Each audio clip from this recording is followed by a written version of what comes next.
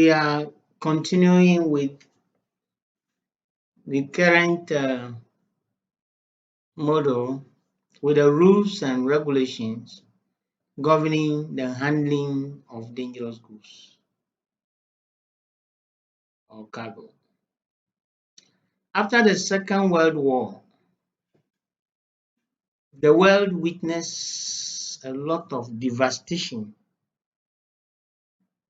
which has caused several harm to the human beings, the environment, and other living organisms as a result of the use of dangerous substances. So the UN has come out with the rules and regulations governing the handling, transportation, and anything that has to do with dangerous goods.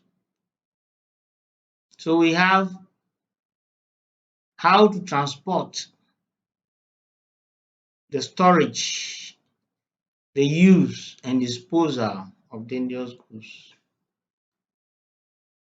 The idea is that when these things are controlled, the UN, and for that matter, the world, will be able to mitigate the risks associated with the dangerous goods. And you will recalling that I mentioned that some time back that it is because of dangerous goods that we deal with safety and security. So most countries may require the application of safety precautions.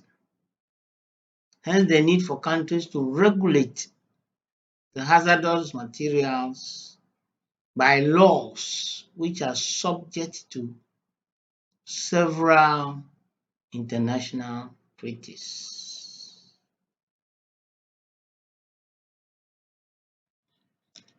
Now,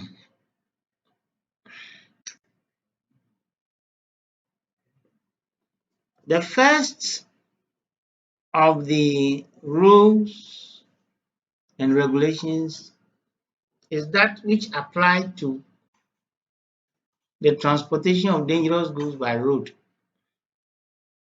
and it has got an acronym ADR, which means Accord Dangereux Routiers for road.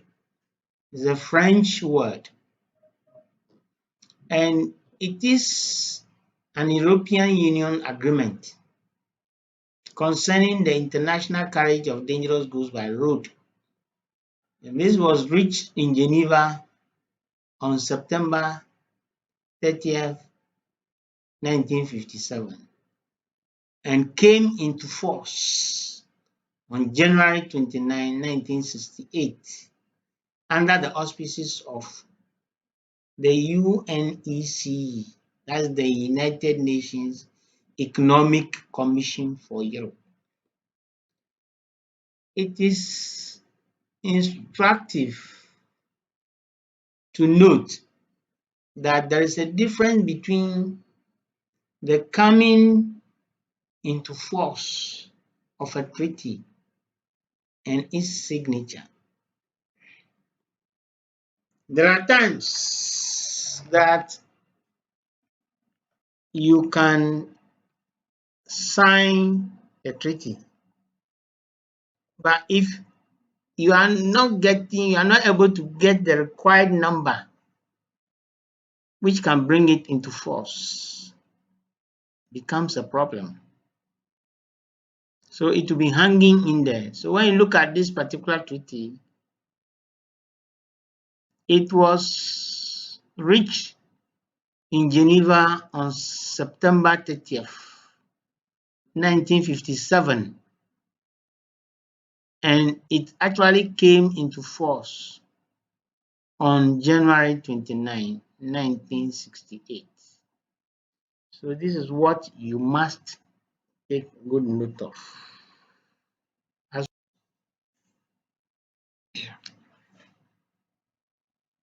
We have the second one, which is the IATA DGR, and ICAO Technical Instruction for Air.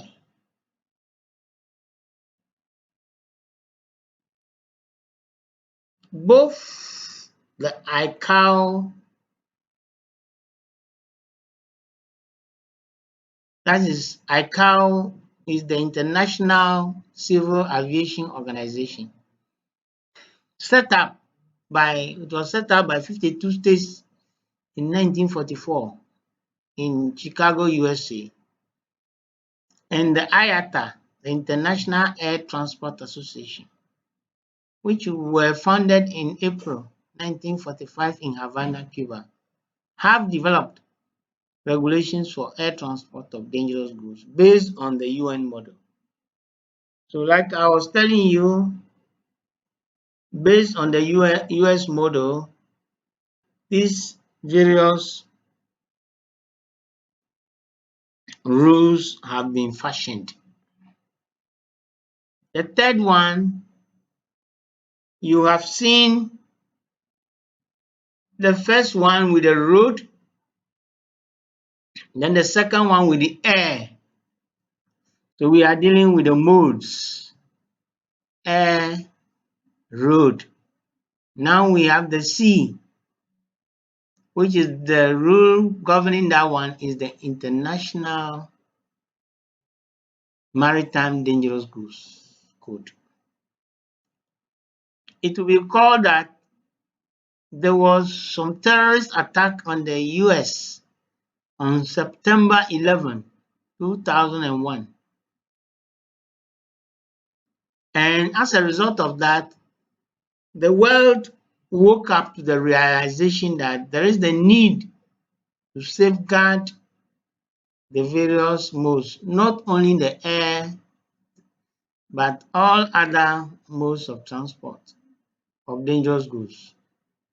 So the sea was also considered as a mode, and an important one, of course, because they've also been transporting dangerous goods by sea. So to prevent attacks, international security measures and national ones have been put in place or developed in order to check these occurrences. So we have, as a result, the IMO, which is the International Maritime Organization, has developed provisions in order to enhance maritime security, such as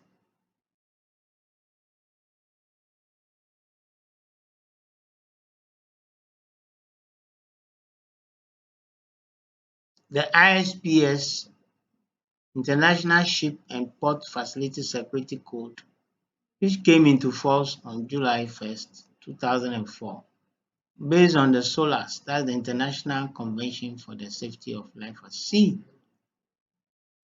and the IMDG, which is the International Maritime Dangerous Goods Code, whose first edition was completed in 1965 and had been approved by the Maritime Safety Committee and adopted by the Assembly of the International Maritime Organization.